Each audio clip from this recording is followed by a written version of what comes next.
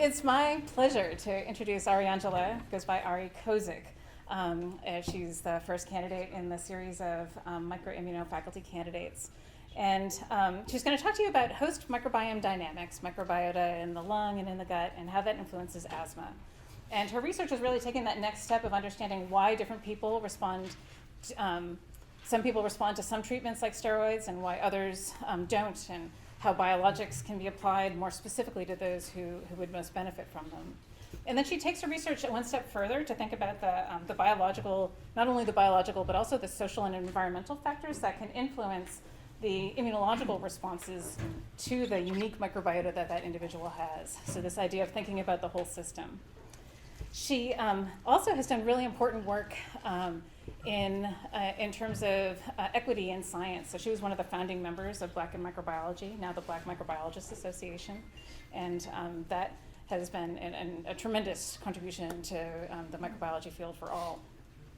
She got her PhD at Purdue, and in terms of the small world of microbiology, one of her co-mentors, Cindy Nakatsu, was actually the outside examiner on my thesis committee at PhD. So that somehow we're scientific relatives in the sense of our cousins here. And with Jones Hall and Cindy Nakatsu. Then she went to the University of Michigan to do her postdoc work in the lab of Yvonne Wang and Gary Hufnagel, whose work many of us in the Lung Center have followed in terms of thinking about how the gut and the lung microbiotas connect to each other. Zoom can't hear. Okay, sorry about that. And it wouldn't be a presentation if there wasn't technical sprinkles at the beginning, right? Okay, so thank you so much for the introduction and for having me here on campus. It's been a wonderful visit. This is a beautiful place. So my plan is to give a very broad overview of my interests and the approach to my work. Then I'll talk about the microbiome and give an introduction to asthma, and then I'll share some of the challenges and rationale for the kind of work that I do. I'll talk about some data, and then wrap up by telling you about the work that I hope to do in my future lab. So I have been trained principally in microbiology and bioinformatics, but in a very interdisciplinary research environment. This interdisciplinary lens informs my approach to the world of things we don't know. I like to think about things from multiple perspectives and dimensions, and I'm really interested in host and microbiome relationships and computational approaches to studying them.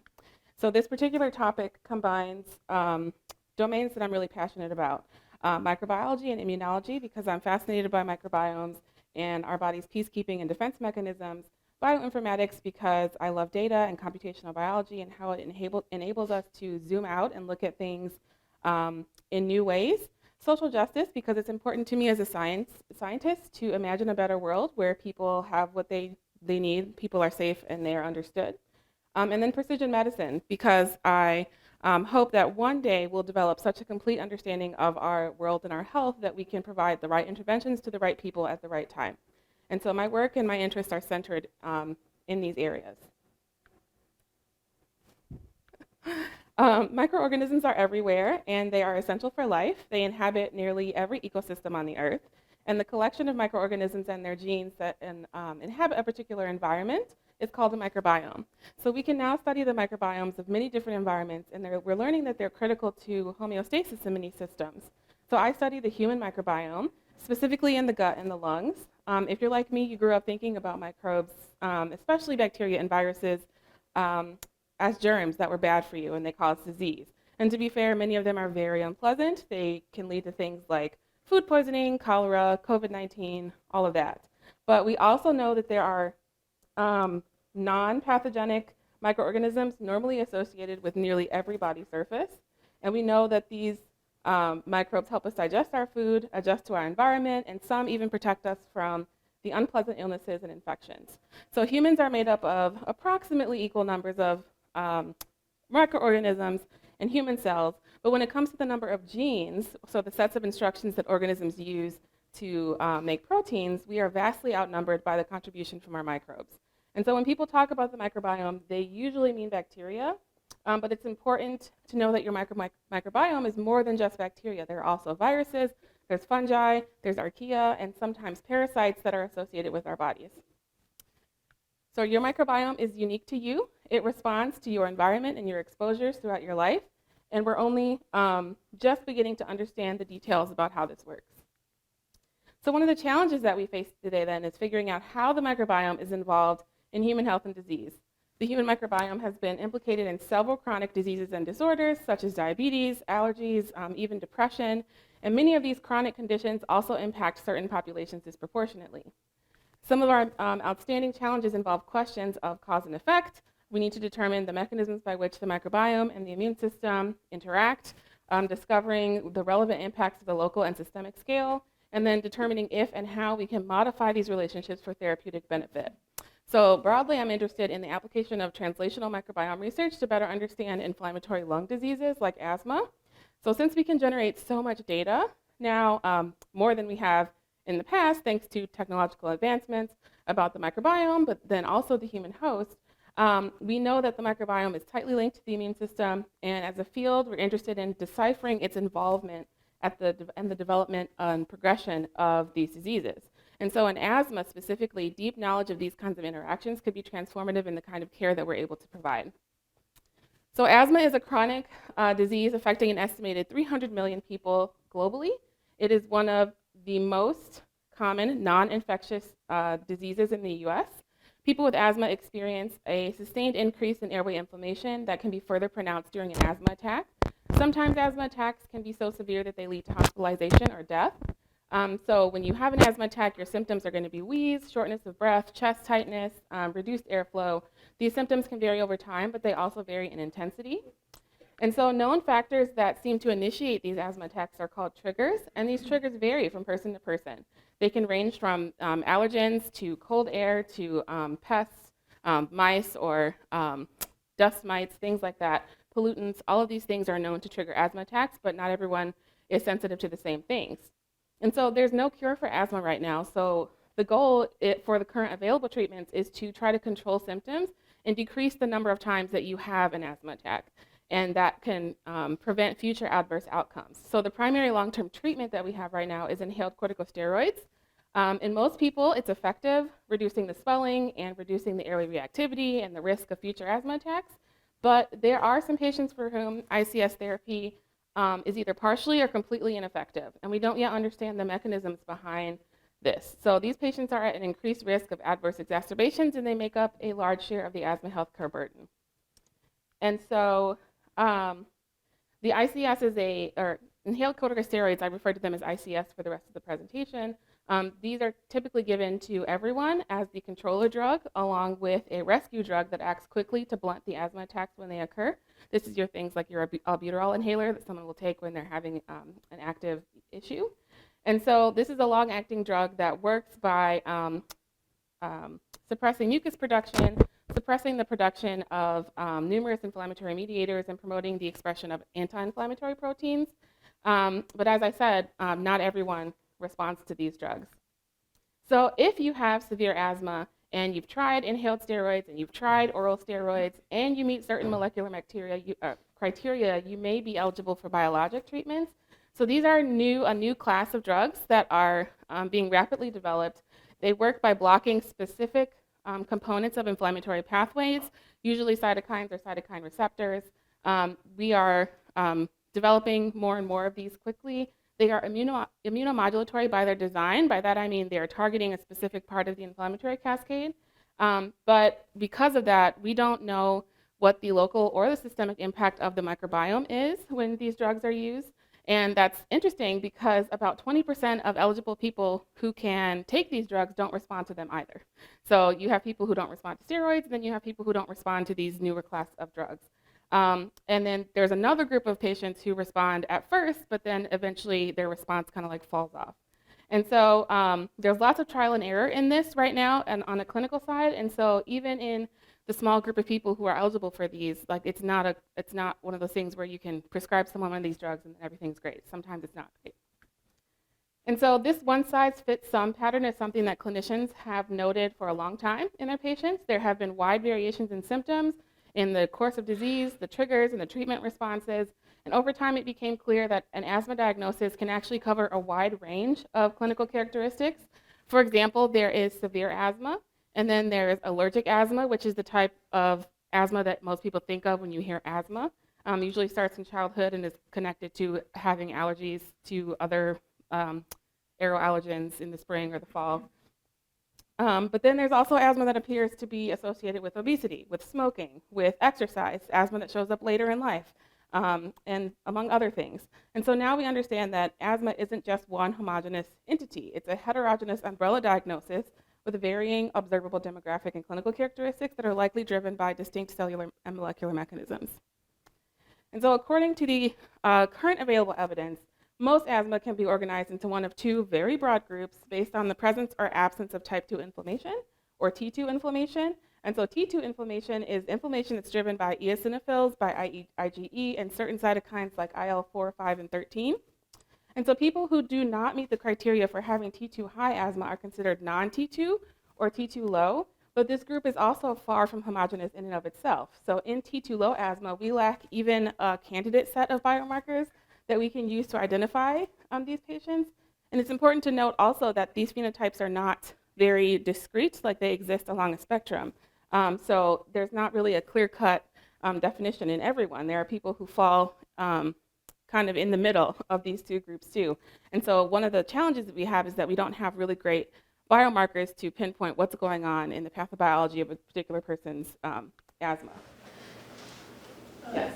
So in the low T2, how responsive are they to the long-acting beta agonists? It depends. So generally, people with T2 low asthma tend to be the resistor or be more resistant to some things, but that's not, we usually try that first anyway. So it really depends on how severe their disease is and things like that. So to summarize the key points here, asthma is a complex, heterogeneous disease with poorly understood pathobiology, due in part to the difficulty in phenotyping and lack of precise biomarkers.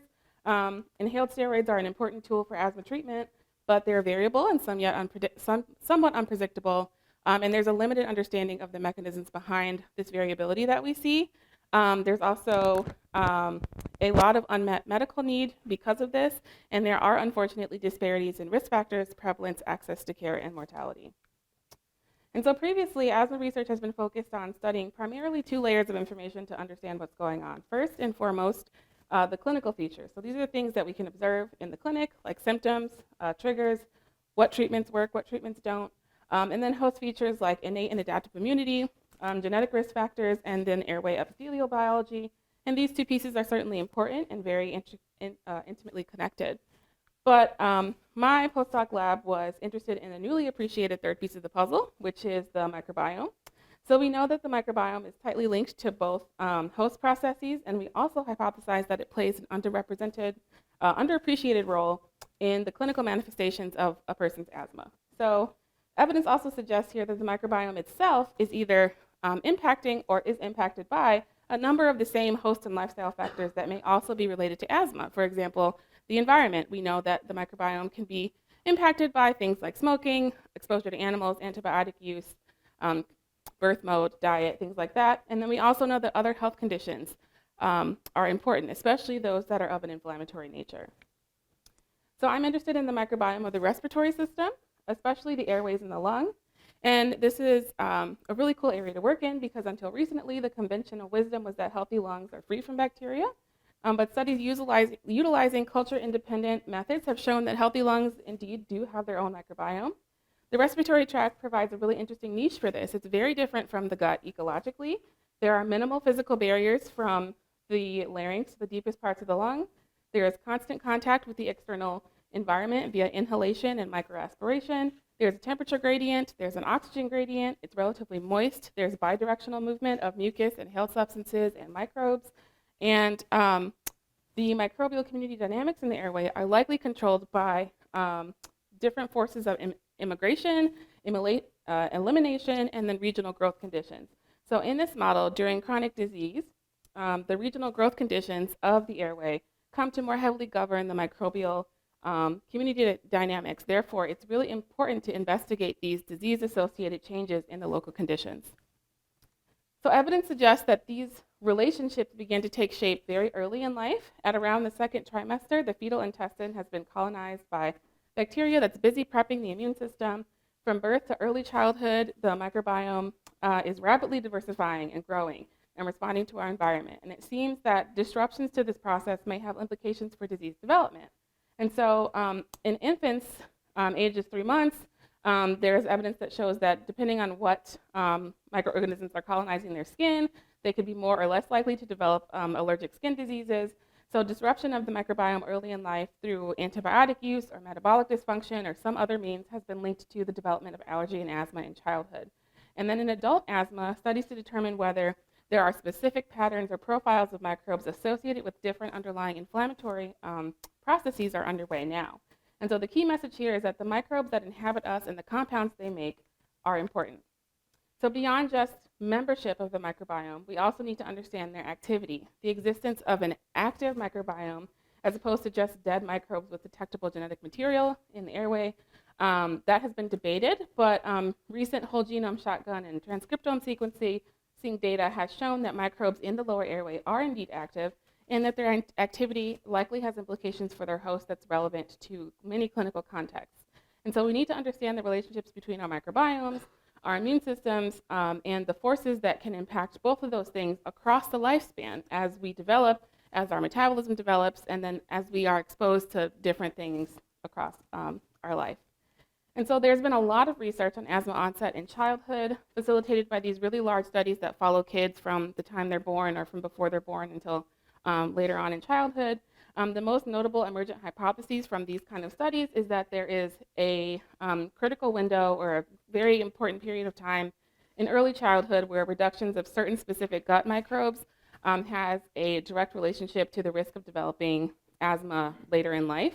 And so in the context of the airway, we've been able to replicate this in mice and report similar windows along development. But collectively, the human studies of the gut and the airway consistently report certain groups of microbes like Streptococcus or Haemophilus or Neisseria, fungi like Aspergillus and Cladosporium, viruses like rhinovirus and RSV, and even some archaea as being associated with asthma.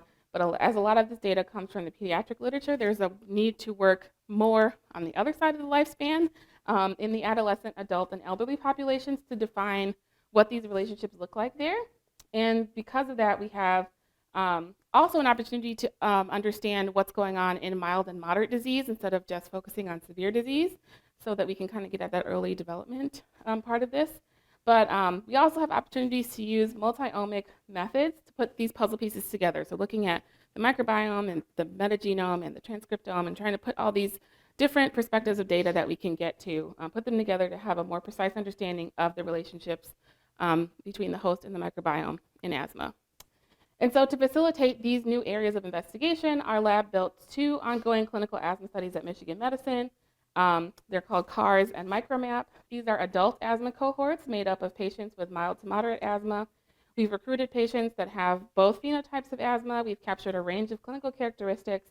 And we also recruited both people who don't have asthma but do have atopy, which is allergies, so they are allergically sensitized, and people who have neither of those things. And so the study consists of 2 baseline visits, so where we can basically collect a whole bunch of specimens from them and then do a whole lot of clinical characterization. And then people who agree to participate in the second study then come back for regular visits. And through this study, we'll also be able to monitor the microbiome over time through seasonal variation, through medication changes. When they get ill, have a respiratory infection, they can come in, we can take some samples from them. And so most of the adult cohorts that did exist prior to this study and in the literature was focused on severe asthma because there's likely a more clear delineation between what's wrong and like when someone's disease is severe. But we are really trying to capture the mild and moderate side of things because we're interested in what those processes are as the disease develops, especially with an eye towards early intervention. So this is an important group of people and a group of samples to collect. So that was the intention behind this. And so now for the rest of the talk, I will discuss my postdoc work since the vast majority of the data, like I said, are from pediatric populations. The goal of these studies was to build very well characterized groups of samples from adults that can be used to identify the links between clinical features, microbiome data, and host biology. So this is discovery science. We're looking for new connections between entities or interactions that may not function the way that we thought that they did. it's critical to lay the foundation for future mechanistic work that can be translated then back to the patients. And so with that in mind, we collected a wide variety of information from each of these layers. People came in and we got data from them that consists of their complete asthma allergy history, environmental exposures, their lung function, what they're allergic to. We gave everybody allergy blood testing. We did dietary profiling, surveys of their activity. We've collected samples from many different body sites for microbiome profiling, and then we also have blood and sputum immune cell data, blood and sputum cytokine data for inflammatory profiling, and other kinds of samples for metabolites. So we have a lot of things that we can that we've collected that we can use here to start asking some of these questions. So now I'll spend the next few minutes discussing one of my projects that will be published. I think it's in press now in the Journal of Allergy and Clinical Immunology very soon. And so building a cohort is challenging, especially during a pandemic, but we were fortunate to be able to recruit a clinically heterogeneous group of participants into our study early on. So I set out to analyze microbiomes from the first set of data that we had available, focusing on the airway. But when I did that, I was pushed in a very unexpected direction. And so first, I took the data from our cohort and used a technique called unsupervised clustering to identify factors out of all of the different things that we measured that may be associated with variation in their airway bacterial community. And so for this method, I don't tell the model what the person's clinical diagnosis is, so it doesn't know whether the people have asthma or not. Like, we don't really care about that. We're just looking at what does the variation look like in the microbiome, and what do we have that looks like it may make sense or not. And so I'm focused on the natural variation present, and then I ask the model to find clusters of patients based on that. So then I can map the clinical data back onto it and see if anything corresponds. So when I did that, I found that all the patients bent into the blue group here had higher BMIs above 30, and they also had higher white blood cell counts. And then everyone that was in this red cluster here had lower BMIs below 30 and lower white blood cell counts. So why do we care about that? Well, we know that individuals who have asthma and obesity tend to have a more difficult disease course. They're harder to treat. But yet in our cohort, we have relatively mild asthma, again, not severe asthma. Also, these were airway samples. We would expect this kind of separation in gut samples maybe, but not necessarily in the airway.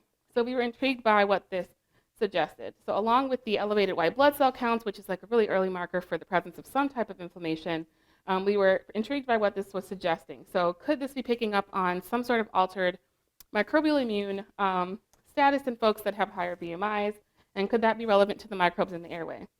So I followed this up and stratified our data by BMI classification. So everyone with BMIs 30 and above is considered OB in the study, and everyone with BMIs below 30 is non-OB. So you'll see that on the slides.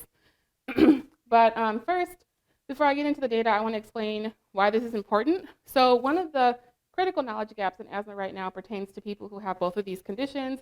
They're both complex, they're both heterogeneous in nature, they're both inflammatory in nature, and they both are potentially linked to the microbiome. So obesity is a complex state generally characterized by increased body adipose tissue and then chronic systemic inflammation. And so adipose tissue is made up of adipocytes which store energy in the form of fat, and it contains blood vessels and nerves. But we know that adipose tissue is not inert, like it's active, it's doing things. It is sensing and responding to the body's energy needs, and it also secretes a number of hormones that impact other tissues. We also know that immune cells also play an active role in maintaining the hormonal sensitivity of the adipocytes, and some of the key hormones that are secreted by this tissue could be relevant to asthma, including adiponectin, which has known anti-inflammatory activity. It promotes insulin sensitivity, and it's inversely correlated with BMI. We know that there are adiponectin receptors in the airway epithelial cells, but we don't know what the potential role could be in the airway.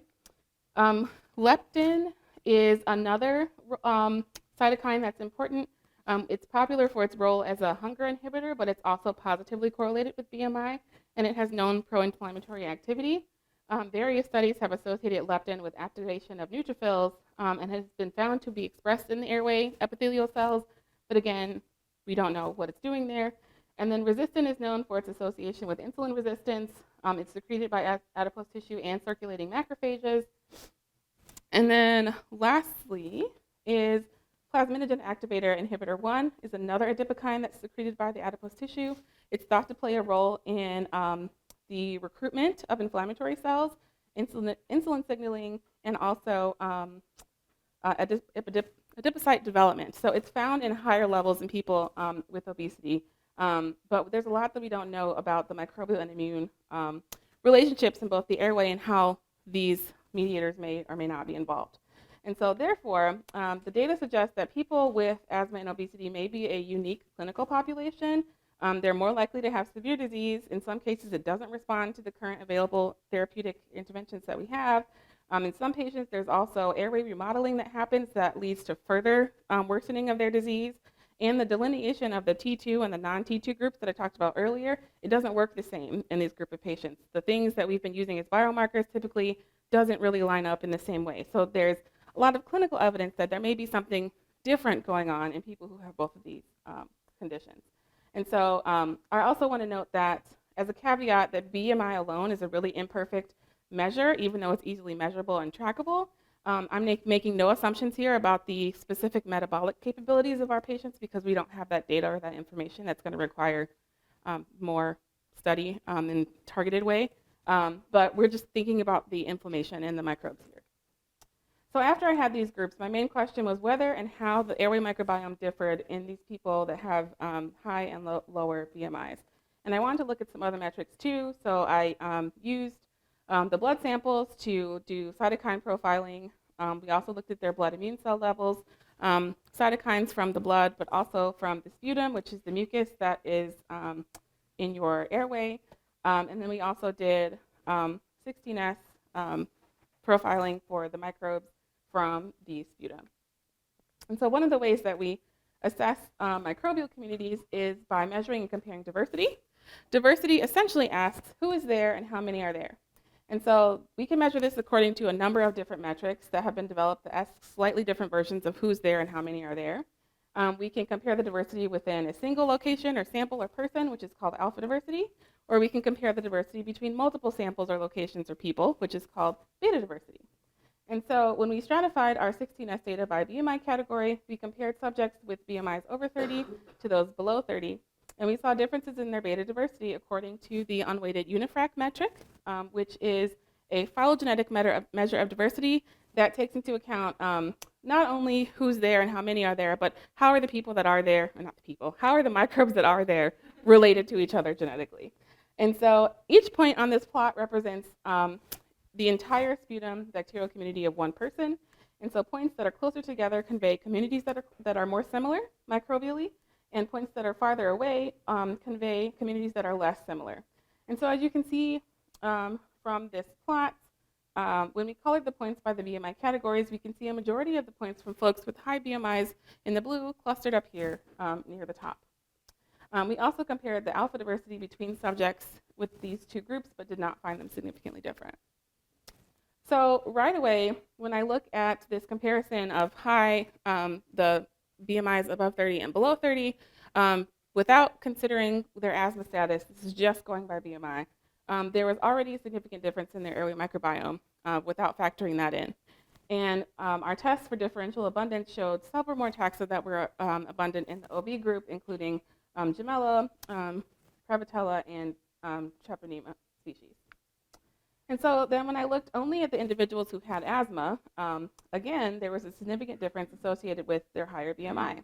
So I also decided to go back to our samples, did some ITS sequencing to capture the fungal community, and found that the OB asthma group had higher fungal diversity as well. And so this is really interesting because from a clinical standpoint, our study participants up to this point are, again, overwhelmingly mild. Typically, obesity and asthma is connected to severe disease, but we're seeing some differences in the airway microbiome here, even in folks who have mild asthma. So we had this really interesting data on the microbial side. I also wanted to know what was going on the immune side. And so I asked, are there differences in the cytokine relationships or the microbial cytokine relationships? And what do the cytokine profiles look like in these two groups? Can I ask a quick question for you? Yes. Just out of curiosity, do you know if there's more microbes in the asthma cohort versus not? You see there's more diversity, but is there also just greater? Right. So we did not look at bacterial burden, but I will say that in in previous literature, that's something that has been looked at, that there's more bacteria and more inflammation, but that's not something that we looked at in this particular group of patients. So in order to examine this, we did a series of comparison tests on the folks that had asthma, looking at the clinical metrics of these groups. And so the OB group tended to have slightly lower lung function and poorer asthma control. And also, we also saw that they had a little bit higher blood eosinophils in the OB asthma group. We also found altered cytokines, with the OB asthma group having higher white blood cell counts overall, higher circulating lymphocytes, higher leptin, lower adiponectin, and higher levels of PAI1 and lower IL-10. All of these things are measured in the blood. So we're seeing these difference in the immune profiles between these two groups. So for the sake of time, I'll summarize what we had found up until this point. First, we saw that there were differences in the sputum microbiota between subjects with asthma and obesity compared with those with asthma alone. We also found differences in the levels of circulating immune cells between the two groups. We also found that people with obesity and asthma had altered levels of some blood cytokines and adipokines, and that blood and sputum cytokines were correlated with clinical measures and measures of bacterial community diversity. So that led us to my next question, which is whether or not the relationships between the cytokines differ across asthma phenotypes, or the groups of interest, which in our case is OB and non-OB. And so cytokines relay information, right? They can be part of signaling cascades that require or that regulate inflammation, and they likely don't exist in isolation. So we know that a number of microbes may influence or be influenced by cytokine expression in the body. And a number of cytokines that are thought to be important in asthma don't have a defined binary role. They're not always pro-inflammatory or always anti-inflammatory. So context is likely important. So I wanted to determine if there were any patterns related to the airway and the microbiome features of interest, which in my case was BMI classification. So one of the approaches for exploring relationships in a system like this is network inference. So I'm interested in the utility of network analysis to effectively zoom out and generate hypotheses about the relationships in a system. So with the caveat that, with microbiome data and other omics data, there's some qualities about the data itself that make it statistically challenging to use these kind of network methods with. This is a rapidly developing area, and that's increasingly implemented on biomedical data, and is an area that I'm excited to be looking into more so in the future. One of the most popular types of network applications for biological data are correlation-based, and that's what I'm going to show here. So put simply, the way that this works is correlations are calculated between pairs of components or features that belong to a system. These components or features are then visualized as what's called nodes. They're generally circular in the visualization. The correlations or associations between them are visualized as lines. We refer to these as edges.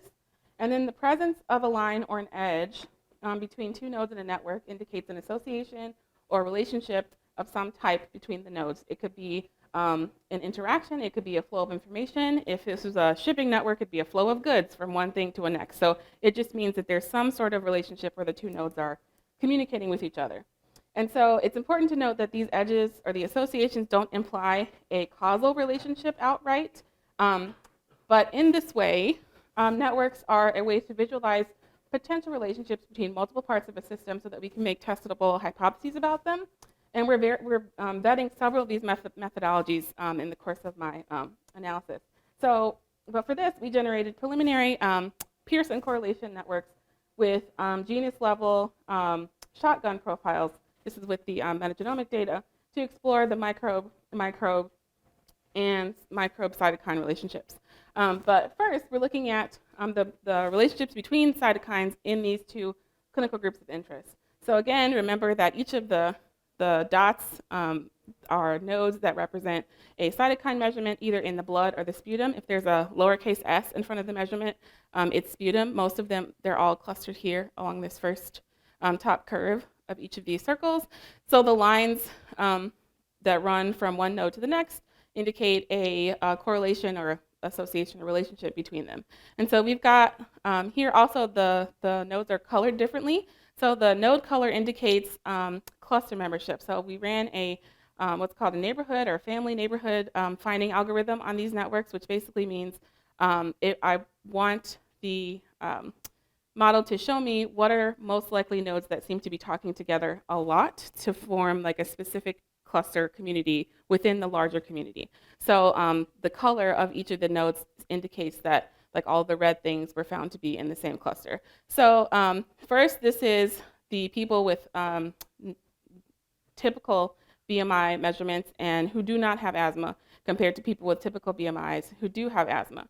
So one of the first things we see is that over here, we see a clustering of their airway cytokines, which makes sense. Here, there's some that belong to the same, but there's like different clusters going on here. And you can see if you just like zoom out and look, like there's different relationship structure between these two groups here.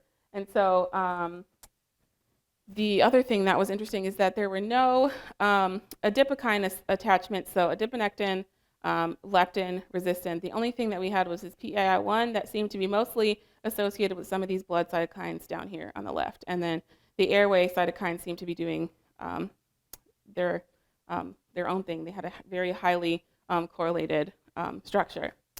But then when we look at in the OB group, this is people with higher BMIs with no asthma compared to higher BMIs with asthma. And you can see that there's very different structure going on. The clustering is also very different. But of note, in the OB asthma group, we still have this very highly correlated group of sputum cytokines here that are talking to each other.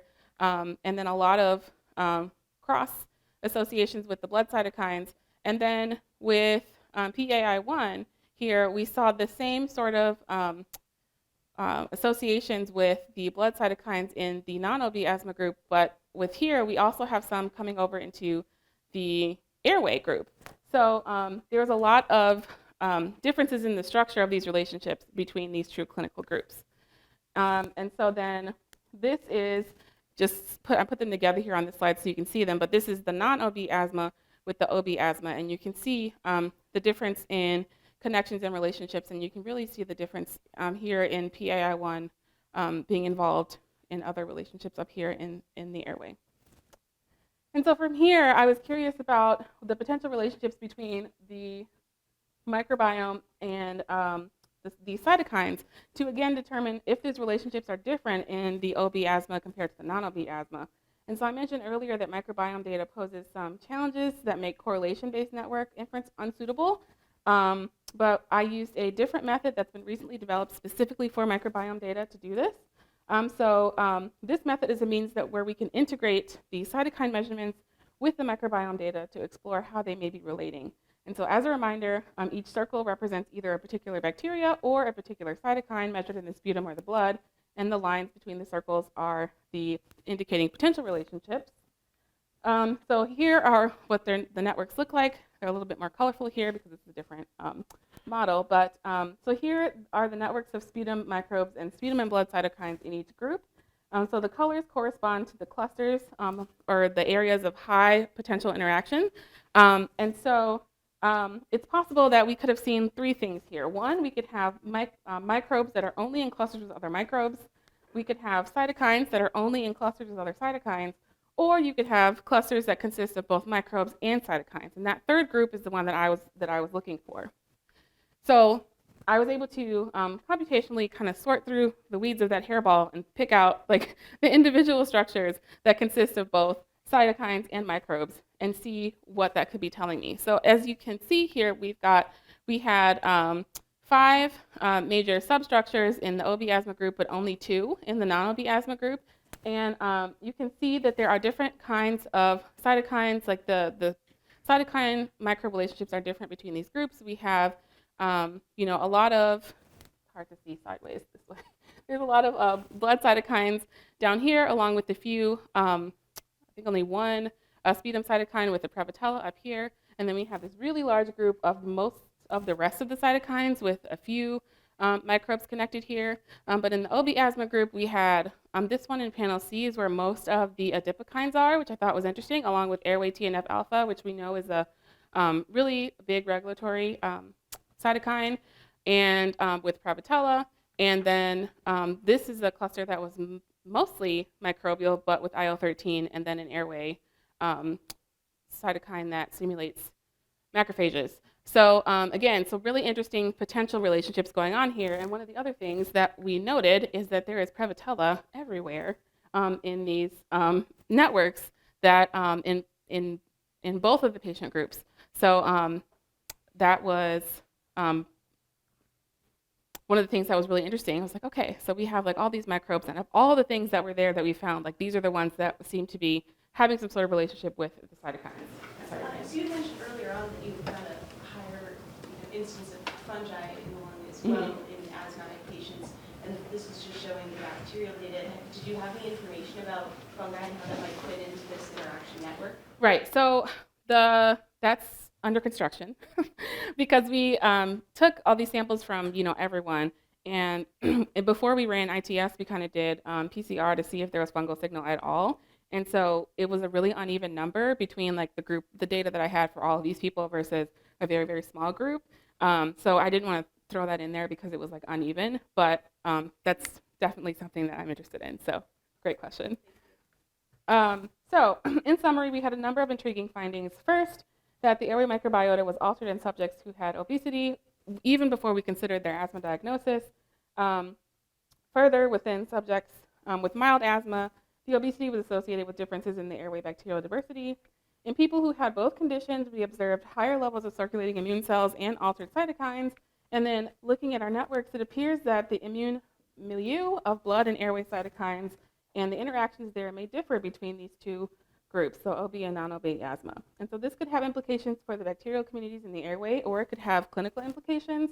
I'm looking forward to doing follow-up on this, especially with metagenomic data and some transcriptomic data that I have to look for more granular identification of specific microbes, specifically looking at the Prevotella and Streptococcus that we kept seeing come up.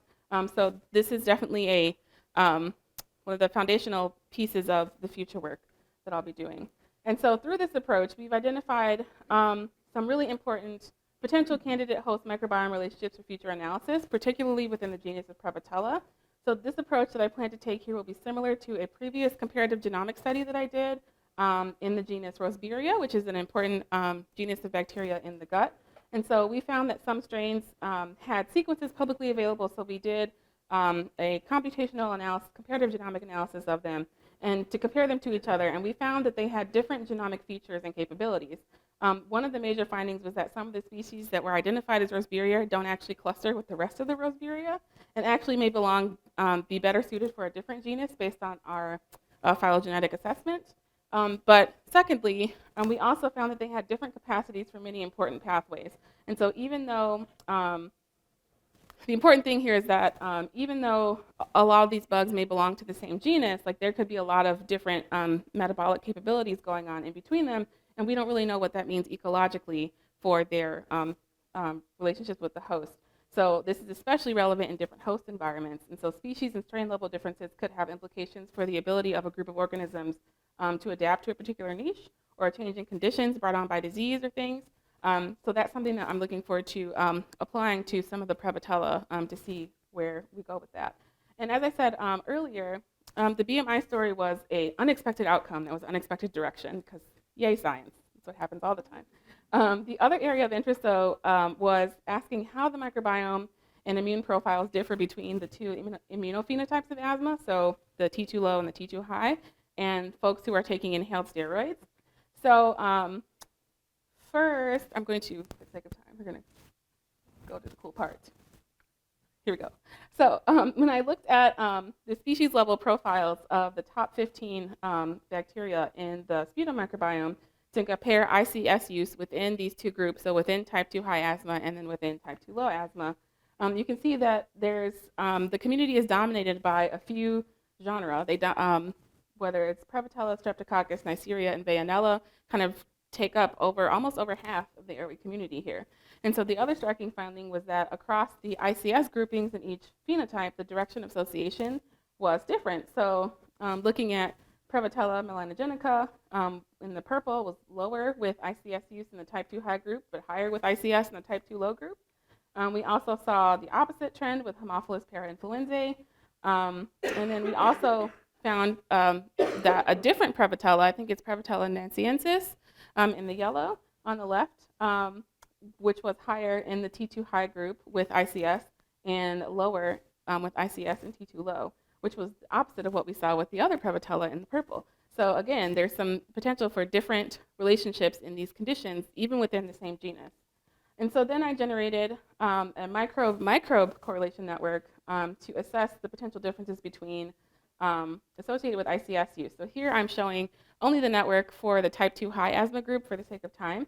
But in these networks, the size of the node is proportional to the number of significant correlations that are attached to it. So for visual clarity, I've kind of reduced what's visible here by a certain correlation threshold. So there's like way more lines on this graph, but this is only showing things with a strength of 0.6 or higher. But so like this large Prevotella node here means that it had the most connections to it of any of the other organisms in the network. So these are like potentially a really important component of this community here. So we've got Prevotella, Haemophilus, Neisseria, Veillonella, and Streptococcus porphyromonas here in the group that's not on ICS. But then over here in ICS, we see different relationships. But Prevotella, again, really important, lots of positive relationships with other major groups of the airway microbiome here. So we could stare at this for a long time and find a lot of interesting things. But the major takeaway is that the microbial relationships to these major groups seem to be different between these different conditions. And so then next, I added host and microbial RNA-seq to get at the transcriptional activity to kind of assess the differences between these two groups on ICS and not on ICS. And so in the microbes, we found that airway microbes from people on ICS therapy had higher expression of genes related to glycosphingolipids biosynthesis, sulfate reduction, and 1,3-propanediol biosynthesis pathways compared to the folks who were not on ICS. The people that were on ICS also had lower expression of genes related to nitrate reduction, retinol biosynthesis, tryptophan degradation, citrulline metabolism pathways, which is in the literature something that there's been a lot of interest in lately by, his name escapes me, but it's a pulmonologist in Colorado. He's working on citrulline metabolism. And then we also were able to map some of these gene expression pathways back to the bacteria that they came from, and we found that it was mostly Prevotella salivae, Haemophilus, and a few species of strep that seem to be contributing some of these pathways that are different in these two groups. And then looking at the host airway, we also had found there was differences in gene expression in the host airway between the ICS and the non-ICS users, which we were really excited to see this because there's not a lot of paired data that looks at the host transcriptome, but then also the microbial. But once we had those genes that were significantly different, I did a pathway enrichment analysis to kind of map those genes back to some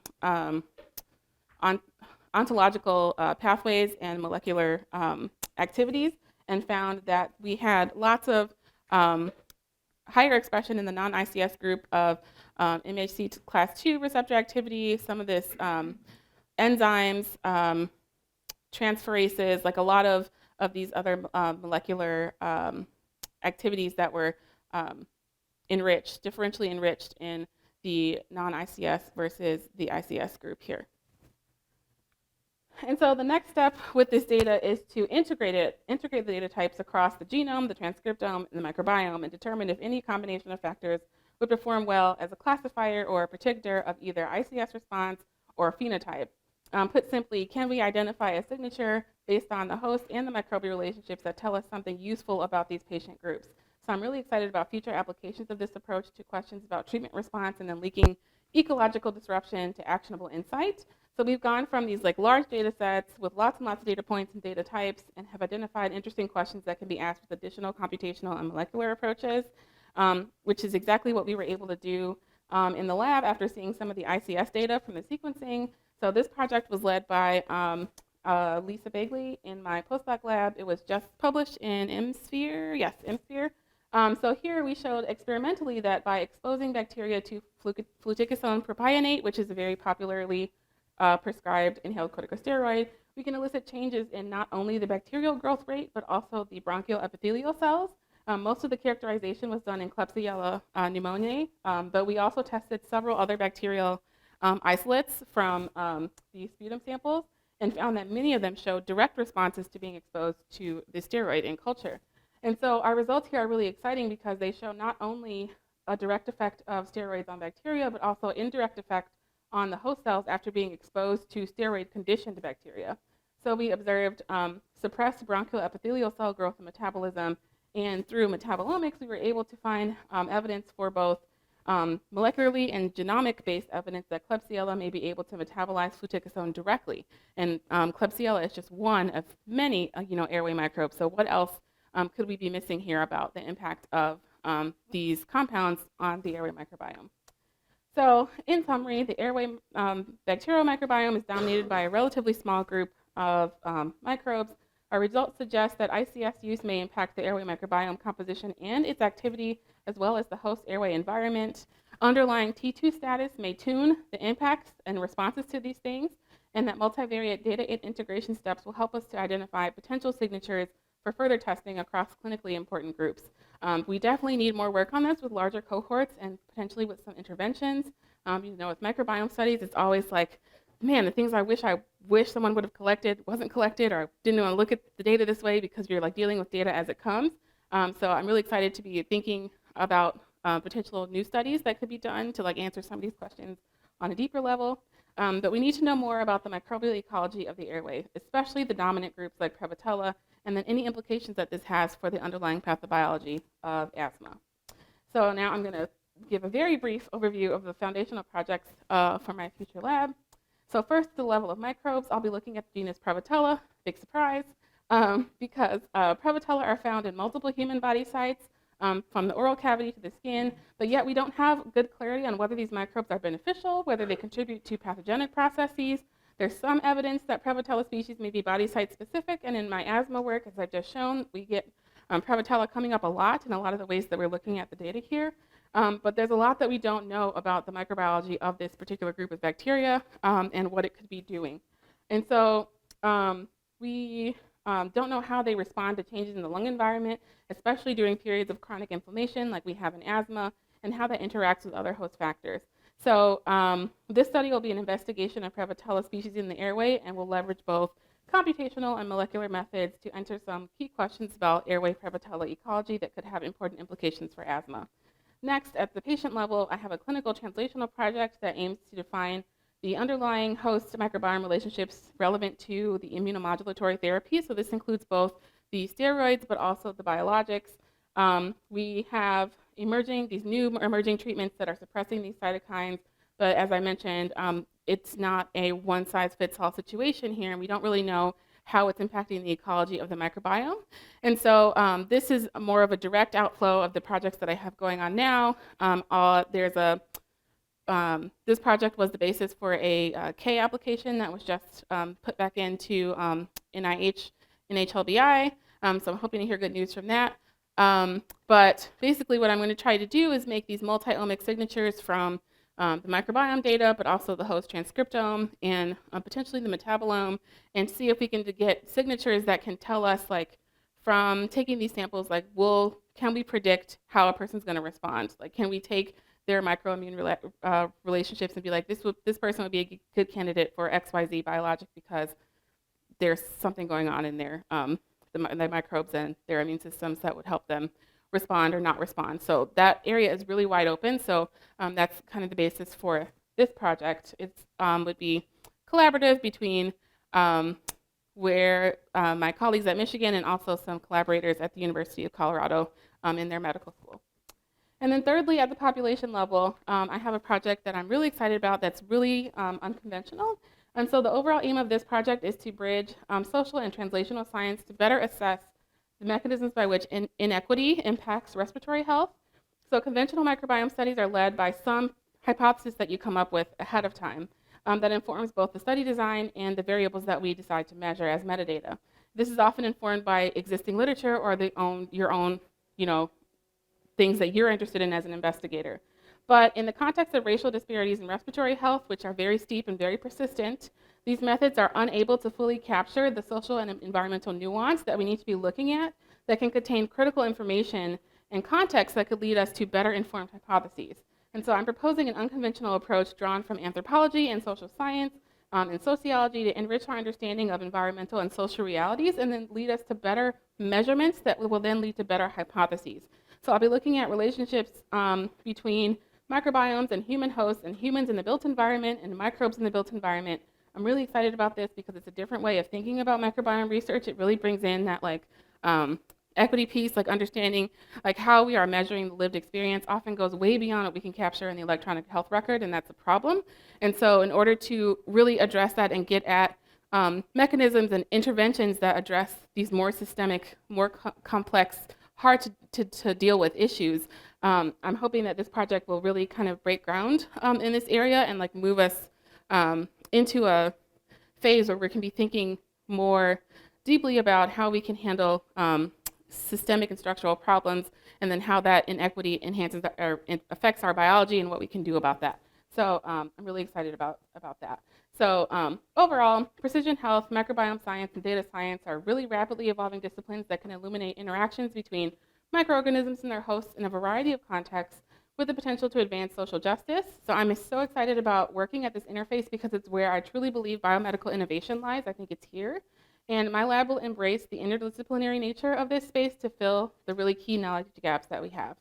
And I would be remiss not to extend my gratitude to my brilliant co-mentors, lab members, colleagues, collaborators, and funders. And thank you so much for your attention this afternoon, and I'm happy to answer questions if there's time.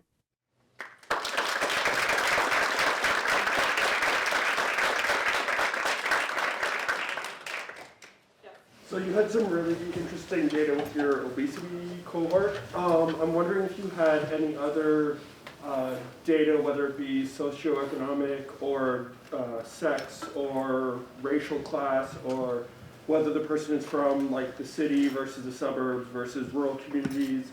Did you see anything in any of those or look into any of those aspects to see if that also influenced the data that you looked at? Right, so unfortunately, we did not collect a lot of data about their like socioeconomic or like physical environment. There is some that I've been able to just finally get my hands on that I'm going to kind of go back and apply to these groups and see what that looks like. But this is kind of one of the things I said where like a lot of times with microbiome studies, like you're like looking for a specific thing, and so those are the questions you ask, and you like miss a lot of other kind of really important information. But I do have some collaborators at the NIH who we are really looking at, you know, how this was done, even like with the Human Microbiome Project, which was like a huge thing. Like they didn't ask like some of the things that we should have asked to kind of get at like these different disparities, so that we can lean less on differences between racial groups and more understand like what the actual environment is that these people are living in and how that actually contributes to their biology. So I wasn't able to do that here with this data set, but that's definitely something that I want to try to design so that we can, you know, get at some of those questions. Yes. I'm curious about the differences you observed in the microbiome between the OB and the non-OB group, and I wondered, are you able to track a potential role for reflux, either overt or cryptic, in that, and sort of connections between the oropharyngeal and airway microbiomes that might come out of that? Right, that's a really good question. So that's something that we had thought about with some folks who are working in the endocrine department that are more specifically focused on obesity, because that's something that they have brought up about, you know, how the compartments or the compartmentalization that happens along the respiratory tract may not be static. It could be more fluid depending if there's some sort of physiological or ecological disruption, which reflux definitely is. So that's not something that we could track, but that's something that I'm definitely cognizant of being really important, of trying to make sure you have really good characterization of the people you're working with, so you know like what ecologically might be happening and how that's going to track.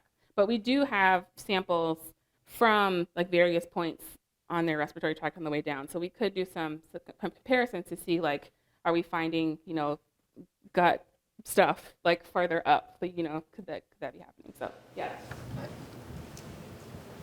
There are two questions in the Zoom. Oh, sorry, Kevin. Oh, quick question. Did you guys see whether people had diabetes or not? Is that Right, so these are people who, I believe diabetes was a exclusion criteria for our study. So because that would add another layer of medication specifically that could be altering. So these folks do not, to our knowledge, have diabetes. Yeah. Yeah. So there are two questions in the Zoom. Maybe I'll focus on the one from the person that you aren't going to talk to later on today, in the interest of time. So this is from Lee Song, and for the combined microbial cytokine network analysis, you mentioned you adopted a new method after trying correlation. Could you elaborate on this method? Yeah, so I use, it's called sparse inverse covariance estimation it's called Speakeasy is the acronym. But basically what it does is it does a correction to try to deal with the compositionality of the microbiome data, because when you have like a relative abundance, you know, all of the data, the numbers are related to the whatever else is there, because it's just parts of a whole. And so that kind of violates some of the underlying assumptions of some of the other tests. And so Speakeasy is a way of working with that violation to still give you a mathematical model that is robust in connecting where or what components of the data sets may be interacting. That is my non-mathematician explanation of what happens there. But that's a good question. Yeah. Great. Thank you. Thank you. So, excellent. Well, if there aren't any more questions that we feel should be addressed right now, let's thank Ari one more time.